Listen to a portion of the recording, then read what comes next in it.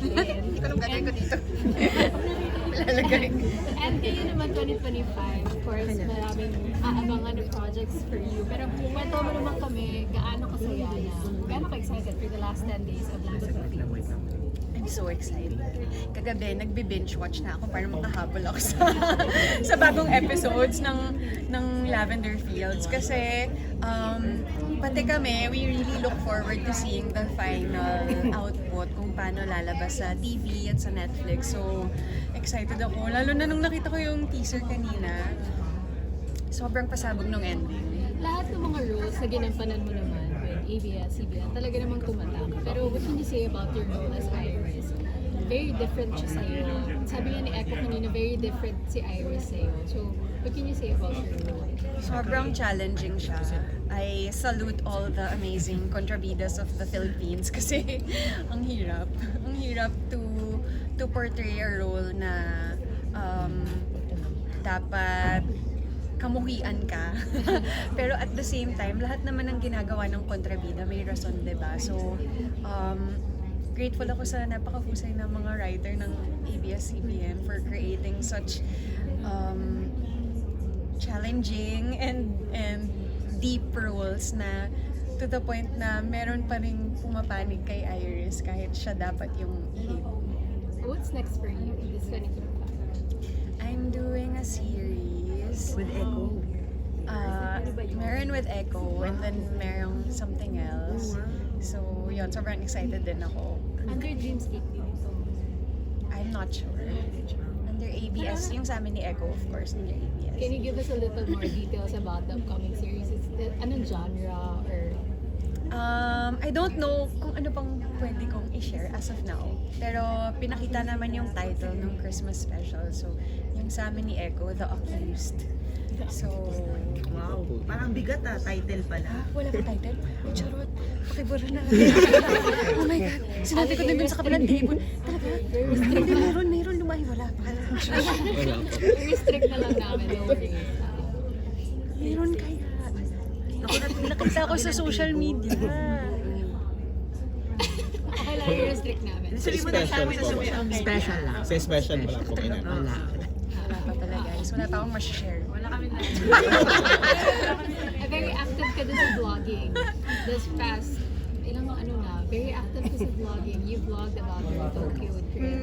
Sir Fantosmia. Can you tell us more about, vlogging? Parang you're getting into it talaga. Actually, yung Tokyo, hindi ko naman talaga balak i-vlog. Kaya lang, sabi ni Echo, alam niyo yung sa YouTube, yung madaming mga kinocompile lang yung pictures niyo sa Instagram, tapos may AI na boses na, si Janine Gutierrez. Andiyan pa, ganun na minsan kababalaghan yung title or ganyan. So sabi ni Echo, pati na lang ikaw mag-post para dun mismo sa channel mo and na makwento mo talaga yung from your POV. Sabi ako, nga no. Kaya lahat nung nasa vlog na yon, pa-stories lang yung hugis. Kasi wala naman talaga akong balak. Pero dahil dyan, na-inspire na nga ako to do that more and really share more of the behind the scenes para sa lahat ng mga interesado. Akala ko yun yung panlaban mo sa mga AI posts tungkol sa'yo.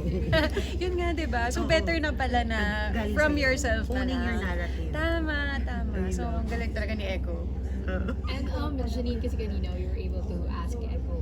Nung Lavender Fields press con tayo before, umami naman si Echo. Sumakit na ulo mo sa akin. Sorry Umami naman si Echo about you guys are dating. Pero can you give us a little bit more now naman ngayon na it's been months already. May sinabi siya. Ay, sabi Sabi niya, you're entering a new energy. Anong energy? Energy? Yeah, Ano energy. sabihin nun? Sabi niya naman gusto niya Sobrang maging Gen Z, no? gentleman. So gusto niya ikaw na lang yung kung ano yung Ba't ako? Ang Kaya talaga nito. Parang divide and conquer, pinaghiwalay kami, tapos kanya-kanyang tanong. So, anong What's the energy real yun? score sa inyong dalawa? Parang siya na lang. No, di pa kuya.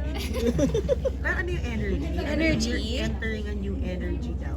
Kasi nga, di ba, you spent Christmas with your family, holidays. Hindi ko alam kung anong ibig sabihin niya doon. So, huhulaan ko na lang. Siguro, I think, coming from Lavender Fields, na pareho kaming medyo masasama sa teleserye. I guess like moving on to new roles and yung talagang positive vibes this 2025. at hopefully maging masaya talaga sila sa ending and happy sila sa kahihinatnan ng bawat character. Pero would you say parang mas lumalim na yung relationship yung dalawa ngayon ni Echo? Lalo na sa vlog, parang you're very comfortable in calling him Baba, ikaw, siya din, gano'n. So, would you say that? Weird ba na kami nagsabing baba? Baba? Nakikibaba na kami. Nakakatawa. Bakit baba? Actually, mga kwento yon. Parang may mga iba pa siyang origin. Babagam? Charot. Sana sabay na lang kami dito, no? Oo, parang may kabata. No, I guess lang, parang magaan lang lahat. So not too careful. Yung parang chill lang and in the moment. So, saya. Very happy ka. Yeah, super, super happy ako. And I'm so grateful for all the blessings and for Lavender Fields na naitawid and successful yung show. I'm so Super. grateful. Ang galing lang nung lahat ng nangyari last year and looking forward to more sana this 2025. Would you say you're more comfortable? I mean, after Iris, are you comfortable doing more kontrabida?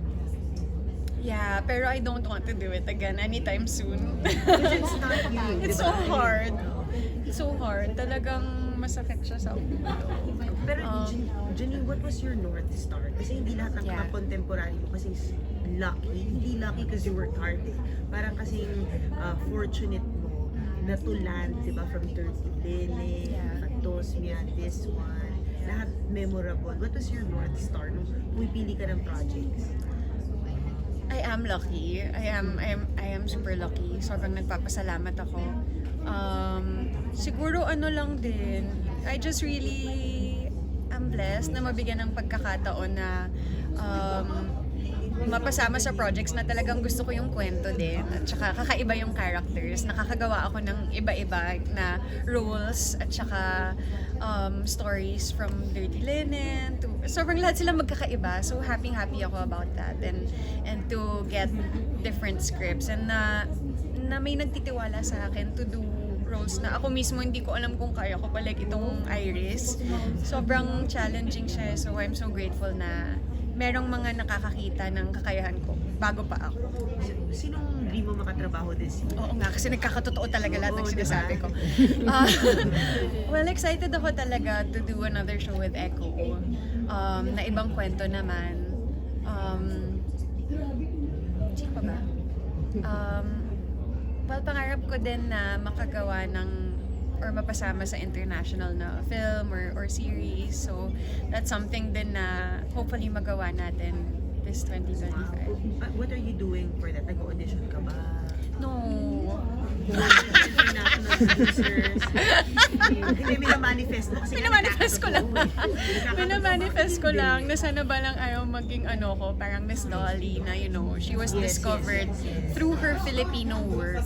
Yes. Diba? Oo. Doing good work in the Philippines and gaining recognition from that. Tapos Agree. gusto ko ding makatrabaho ng mga international projects and hopefully more of yung katulad ng nangyari sa Fantosmia na umiikot sa iba't ibang mga festivals. So, yan talaga yung mga pangarap ko and May hopefully na-meet kang producers mo.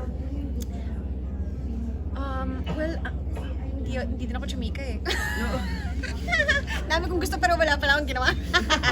Manifest nga. Let the Manifest. work do the talk. Yeah. So I'm just so happy to have, itong mga project na iba-ibang klase talaga and to work with yung best of the best sa Pilipinas kasi talagang ang laking bagay para sa akin na makatrabaho sila. With Iris, how do you shake off the character? Kasi maraming ads. Parang magpagpag. Oo. Actually, nung napack up kami, siguro mga 3 days na parang sobrang nalulungkot ako. It's parang, ano bang nangyayari sa akin? Sisip ko, shucks, na kay Iris pa din ako. Na parang I really felt bad for her. Kasi kahit na kontrabida siya, syempre, kinailangan kong intindihin kung bakit siya ganun eh. So for me, in my head, si Iris talaga yung tama, di ba? Siya yung naagawan, siya yung ganyan. Na when the show ended, sana abangan niyo yung ending para maintindihan niyo. Naawa ako sa kanya. nalungkot talaga ako ng ilang araw. So, nagpagupit ako ng short hair. Hindi lang nakikita now, pero yun yung pagpag ko na parang, kasi yung Iris kasi, iniba ko din talaga yung makeup niya and yung outfits niya para easier din for me na Iris yung acting, hindi ako. So, nung parang tinry ko lang bumalik sa yung ako na ulit. Ang weird ba pakinggan? Pero bigat kasi ni Iris yung sakit talaga niya sa ulo. So, And you on your personal life, parang you posted on Instagram that you nag-change ka ba ng location mo ngayon? yeah, naglilipat ako. Or you're doing a lot of parang adulting. Yes. Talagang, so can you share more about, how are you doing your life now compared to last year or mga past years? I guess siguro parang getting older din.